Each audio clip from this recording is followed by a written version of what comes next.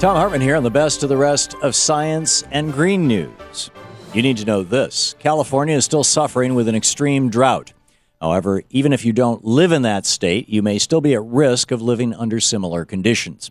According to EcoWatch.com, a new study says that at least 10 cities in the United States have a high level of water vulnerability, and some on that list may surprise you. The Environmental Hydrology Laboratory at the University of Florida ranked 225 large U.S. cities on freshwater vulnerability and availability.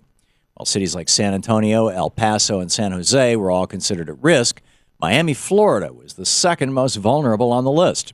Chicago, Atlanta, and Tallahassee are also at risk for water shortages, and cities near the smaller of the Great Lakes could have their own problems. To make matters worse, another new study from the Journal of Climate says that there is a 50% chance that the entire Southwest could be facing a mega drought that lasts more than 35 years.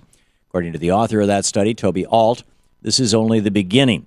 The further south you go, the drier the average conditions really are, and the risk of drought is greater. Water is an absolute necessity for life, but we're not taking this risk seriously.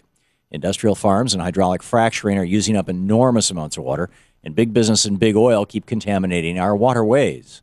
We need to get smarter about protecting this vital resource, and we need to stop fracking and farming our water supply into oblivion. Many societies before us have perished when their water supplies disappeared, and if we aren't careful, we could be next.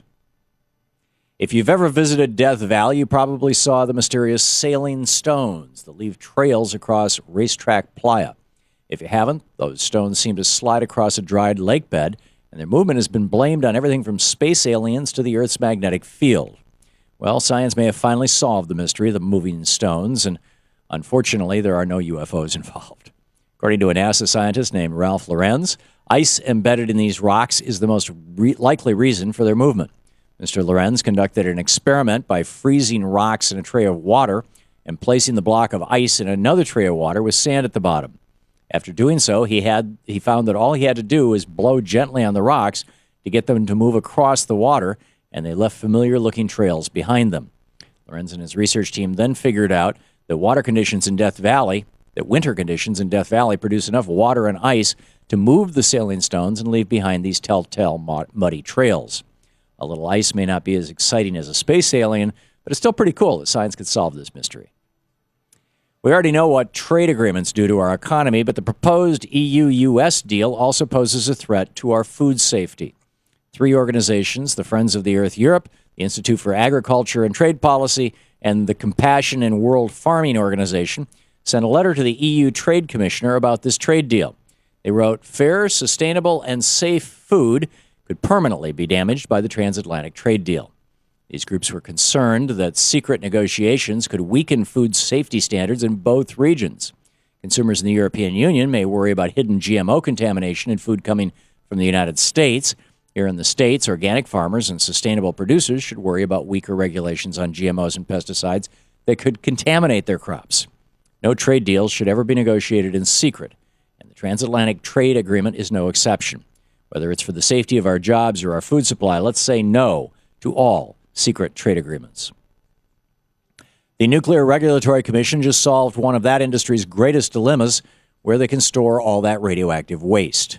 Last week, the Commission quietly approved a new rule allowing nuclear waste to be stored above ground indefinitely. Instead of burying the spent fuel, which is highly dangerous, containers can now be kept above ground indefinitely, which is also highly dangerous. Of course, the NRC ruling states that nuclear waste containers must be maintained and carefully guarded, but that doesn't mean that they'll be safe from a natural disaster. The Commission essentially made this ruling to prevent several plants from being denied new operating permits, as they would not have been able to meet waste storage regulations. Thanks to the NRC, these plants will continue to operate, and new nuclear facilities will be authorized.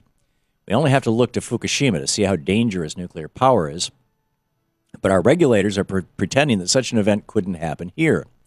The Energy Department says that a new storage site for nuclear waste will be established by 2048, but it's anyone's guess as to whether this decision will result in a disaster before then. We shouldn't be building new nuclear power plants, and we shouldn't be creating more nuclear waste. The best way to keep us safe is to say no nukes once and for all. And finally, forget about fracking. A team of scientists has come up with a way to make propane from bacteria.